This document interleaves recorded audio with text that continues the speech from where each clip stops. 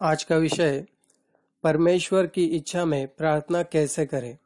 बाजारों में बड़ी बड़ी प्रार्थनाएं करते थे, जैसे फरीसियों के विषय में यूहन्ना की पुस्तक 5वें अध्याय में वचन 44, book of John chapter 5 verse 44 लिखा है, तुम जो एक दूसरे से आदर चाहते हो और वह आदर जो एकमात्र परमेश्वर की ओर से है नहीं चाहते, किस प्रकार विश्वास कर सकते हो।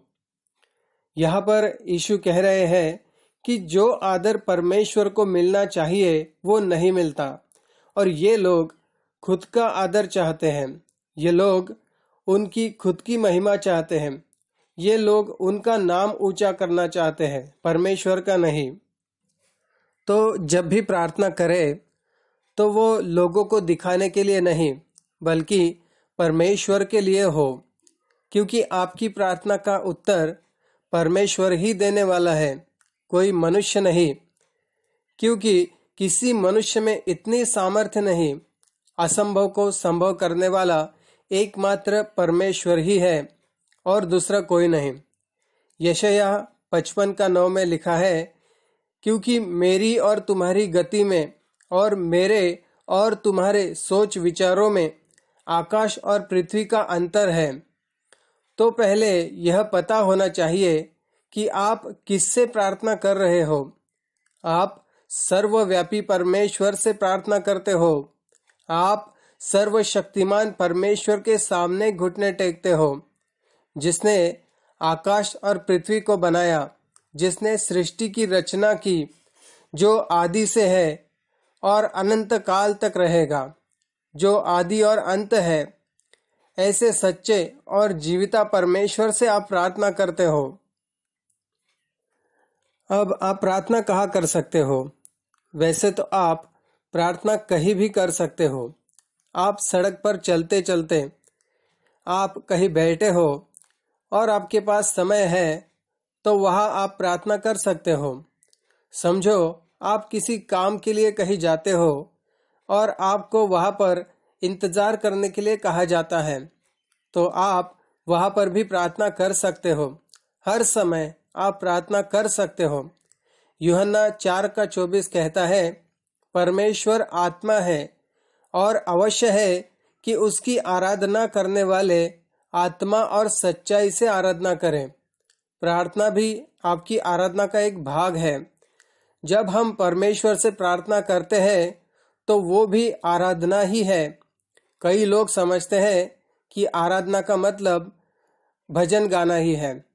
तो प्रार्थना के विषय में वचन और क्या कहता है, आइए देखते हैं। मत्ती के 6वें अध्याय वचन 6 में लिखा है, परंतु जब तू प्रार्थना करे तो अपनी कोठरी में जा और द्वार बंद करके अपने पिता से जो गुप्त में है प्रार्थना कर, तब तेरा पिता जो गुप्त में देखता है तुझे प्रतिफल देगा। देखिए, हम जब कहीं बाहर होते हैं या कहीं और होते हैं, जैसे अपने काम की जगह पर, तो ऐसी जगहों पर हम प्रार्थना करते हैं, वो तरीका गलत नहीं है। आप जहाँ चाहे जब आपको समय मिलता है आप प्रार्थना कर सकते हो।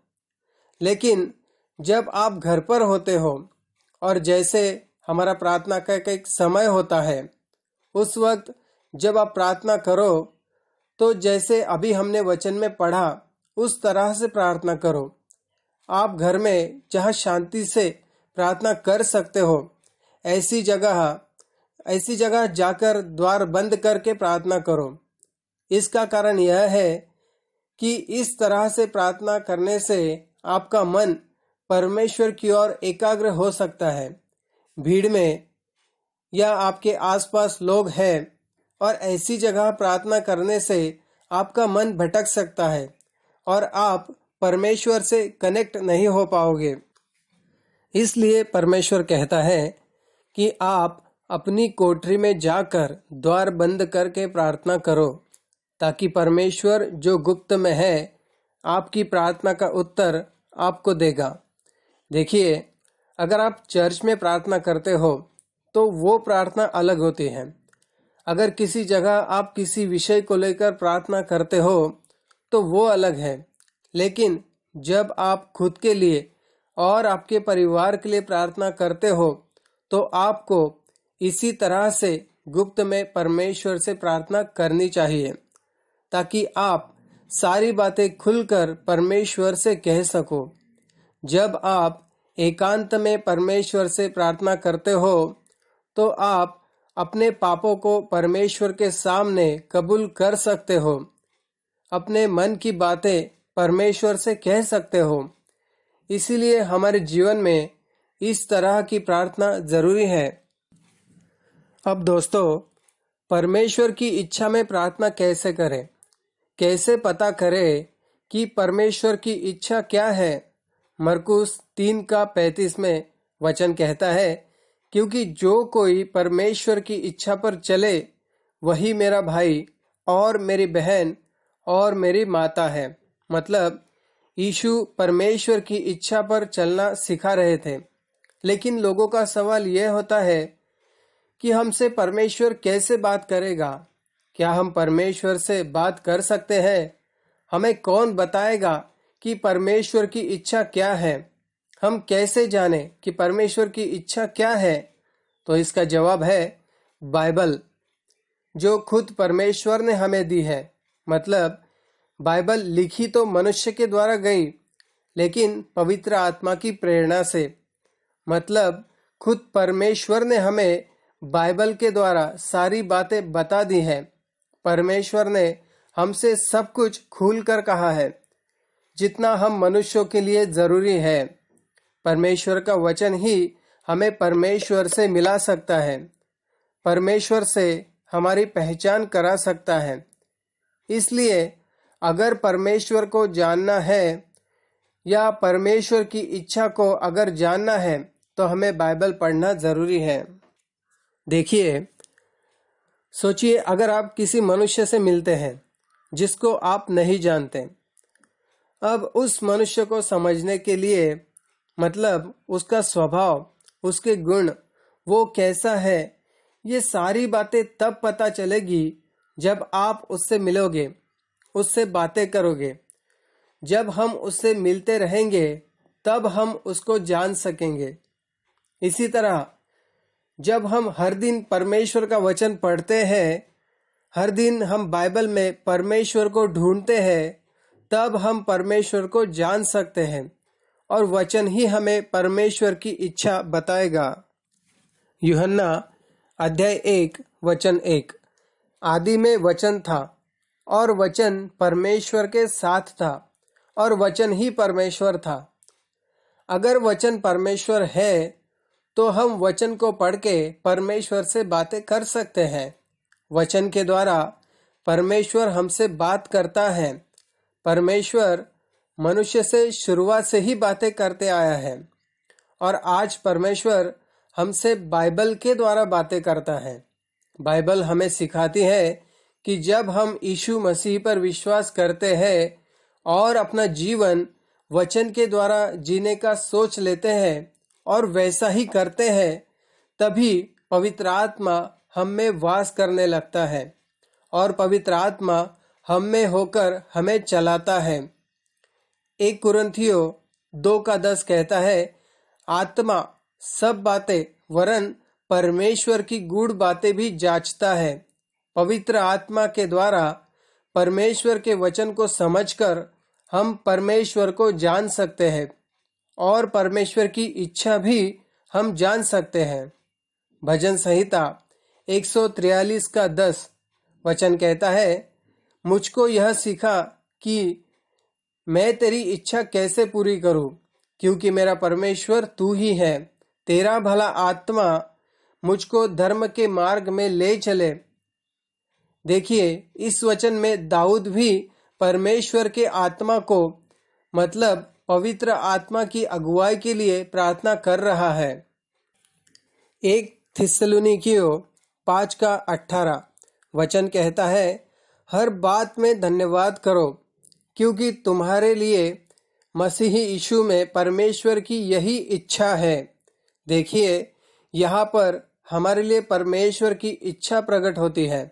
इन वचनों में परमेश्वर हर बात में धन्यवाद करने के लिए कहता है। फिर परमेश्वर की इच्छा यह है कि हम बुराई छोड़कर सदा भले काम करें। पहला पत्रस अध्याय 2 वचन 15 कहता है, क्योंकि परमेश्वर की इच्छा यह है कि तुम भले काम के द्वारा निर्बुद्धि लोगों की अज्ञानता की बातों को बंद कर दो। ऐसे ही 1 थिस्सलुनीकियों 4:3 में लिखा है, क्योंकि परमेश्वर की इच्छा यह है कि तुम पवित्र बनो, अर्थात व्यभिचार से बचे रहो। रोमियो 12:2 में अगर हम पढ़ेंगे तो हमें परमेश्वर की इच्छा पता चलती है कि परमेश्वर की इच्छा क्या है कि हम करें। लिखा है, इस संसार के सदृश न बनो, परंतु तुम्हारे मन के नए हो जाने से तुम्हारा चाल चलन भी बदलता जाए, जिससे तुम परमेश्वर की भली और भावती और सिद्ध इच्छा अनुभव से मालूम करो। देखिए, परमेश्वर के वचन के द्वारा ही हम परमेश्वर की इच्छा मालूम कर सकते हैं। अगर हम वचन के द्वारा परमेश्वर को जानने का प्रयत्न करते हैं तो हर रोज वचन का अध्ययन करते हैं तो हमें परमेश्वर के बारे में पता चलता है कि परमेश्वर कौन है। परमेश्वर के गुण हमें पता चलते हैं। हम परमेश्वर को अच्छी तरह से जान सकते हैं। इसलिए अगर किसी के मन में सच्चे परमेश्वर को जानने की इच्छा है तो वो बाइबल को पढ़े ताकि परमेश्वर की इच्छा को जान सके। अब परमेश्वर की इच्छा में प्रार्थना कैसे करें कि प्रार्थना का उत्तर मिल सके। देखिए, परमेश्वर की हम सब के लिए कुछ योजना है। परमेश्वर के पास हम सब के लिए कुछ प्लान है और परमेश्वर उस योजना को जो उसकी हमारे लिए है हमारे जीवन में पूरा करना चाहता है। दोस्तों, परमेश्वर सबका भला चाहता है। वो किसी के जीवन में कभी भी बुरा नहीं करता। हमारे पापों के कारण हमारे जीवन में बीमारियां आती हैं और परीक्षाएं भी आती हैं।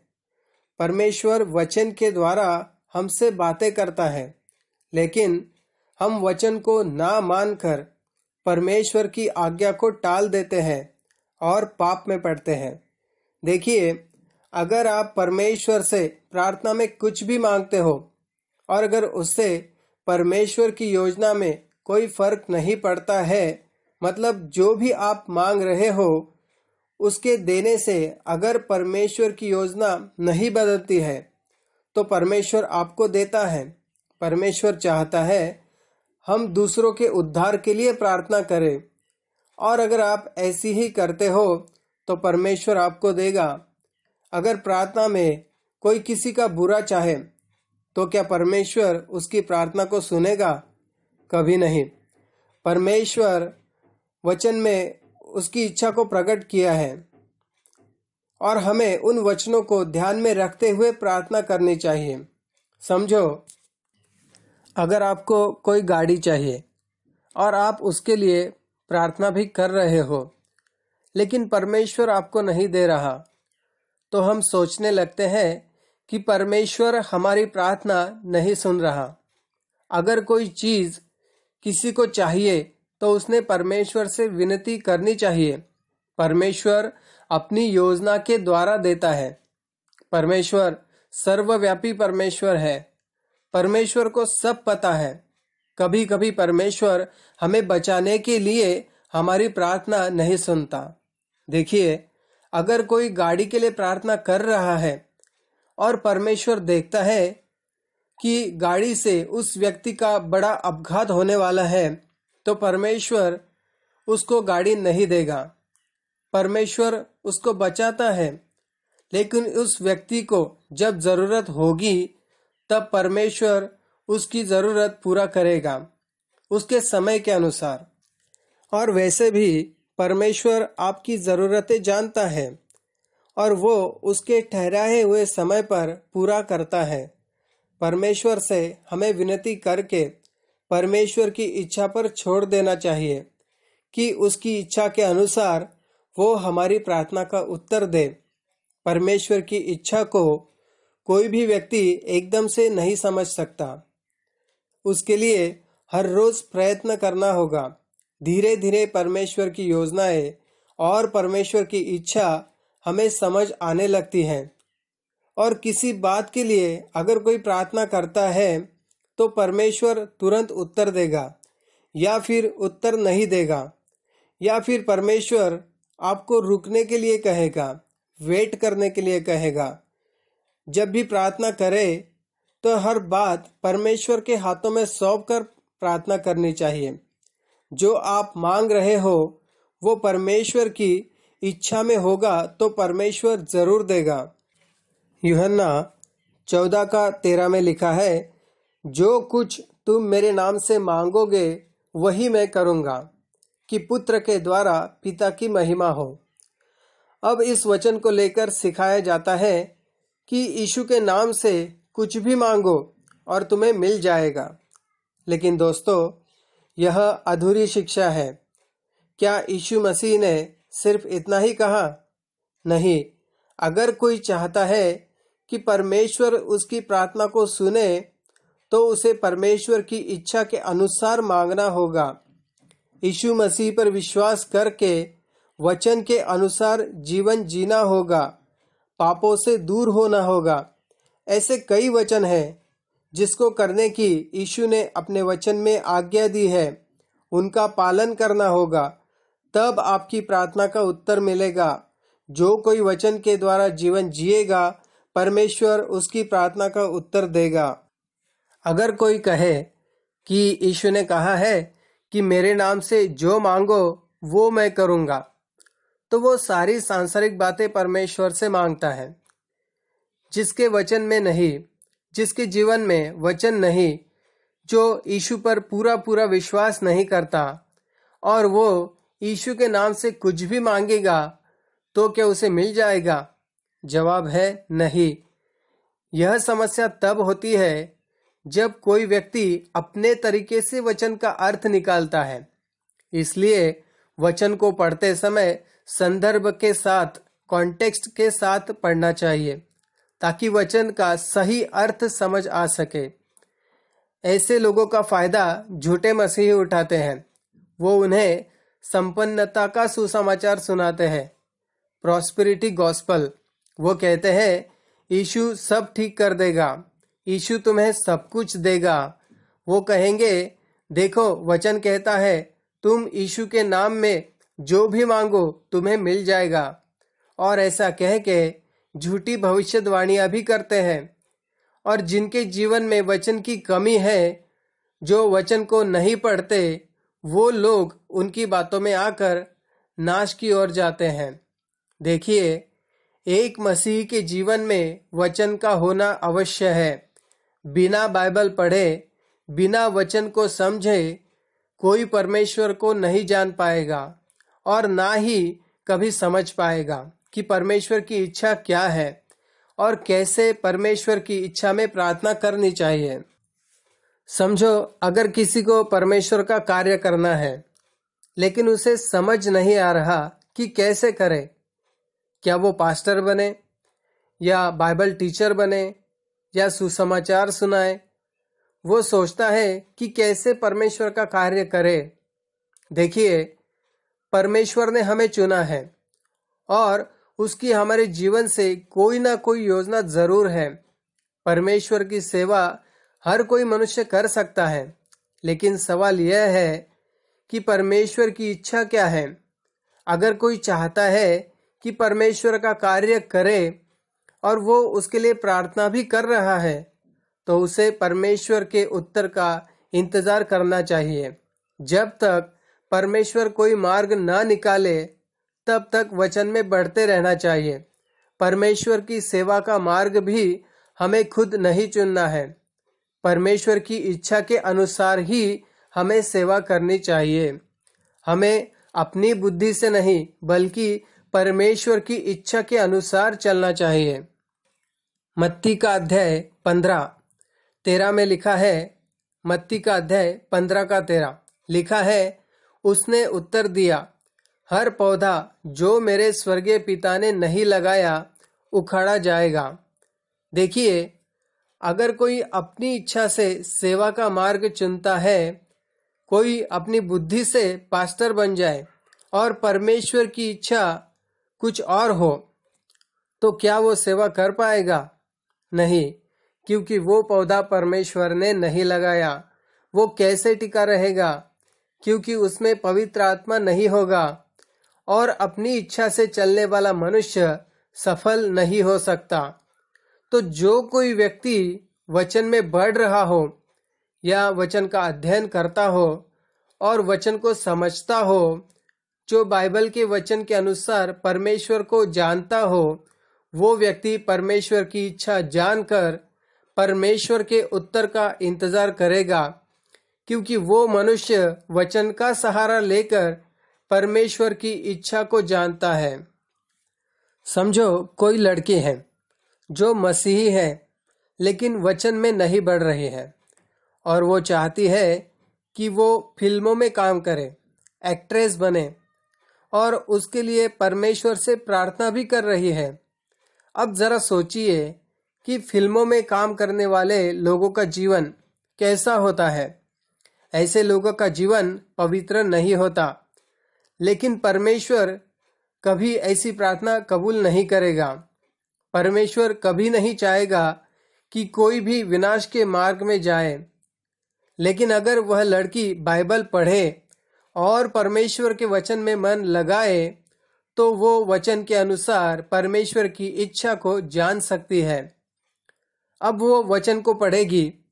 वो मत्ती 7:13 में पढ़ेगी कि वचन कहता है, सकेत फाटक से प्रवेश करो, क्योंकि चौड़ा है वह फाटक और सरल है वह मार्ग जो विनाश को पहुंचता है, और बहुत से हैं जो उससे प्रवेश करते हैं। अब इस वचन को पढ़ने के बाद वो समझ जाएगी कि परमेश्वर की इच्छा क्या है। अब वो परमेश्वर से प्रार्थना करेगी कि उसे कोई अच्छी नौकरी मिल जाए, कि जिससे उसको पैसे भी मिले और परमेश्वर का काम भी हो सके। तो इस तरह सिर्फ बाइबल के वचन के द्वारा ही परमेश्वर की इच्छा को समझा जा सकता है, और बाइबल को पढ़ने वाला मनुष्य परमेश्वर की इच्छा को जानने लगता है, और वो परमेश्वर की इच्छा में प्रार्थना करना सीख जाता है। अगर कोई व्यक्ति सालों से चर्च में जाता है, दशमांश भी समय पर देता है, पास्टर से वचन भी सुनता है, लेकिन खुद कभी बाइबल को नहीं पढ़ता, वचन को नहीं पढ़ता, तो वो मनुष्य कभी भी परमेश्वर को जान नहीं पाएगा, और ना ही वो मनुष्य परमेश्वर की इच्छा जान सकता है। जो वचन को पढ़ता है, उसके साथ परमेश्वर वचन के द्वारा बातें करता है। उस व्यक्ति की प्रार्थना परमेश्वर की इच्छा के अनुसार होती है, और अगर उसकी प्रार्थना का उत्तर मिलता है तो वो व्यक्ति आनंदित होता है, और अगर उसकी प्रार्थना का उत्तर नहीं भी मिलता है तब भी वो आनंदित रहता है, क्योंकि वो समझता है कि परमेश्वर की कोई गलत योजना नहीं है। वो समझता है कि परमेश्वर की कोई अलग योजना है, क्योंकि वो परमेश्वर की इच्छा के अनुसार जीवन जीता है। तो बाइबल ही है जो सच्चे परमेश्वर यीशु के साथ हमारा मेल मिलाप कराती है। वो बाइबल ही है जो हमें परमेश्वर का स्वभाव, उसके गुण, उसकी योजनाओं के बारे में बताती है, और बाइबल के द्वारा ही हम परमेश्वर की इच्छा को जान सकते हैं और परमेश्वर की इच्छा में प्रार्थना कर सकते हैं। आमीन।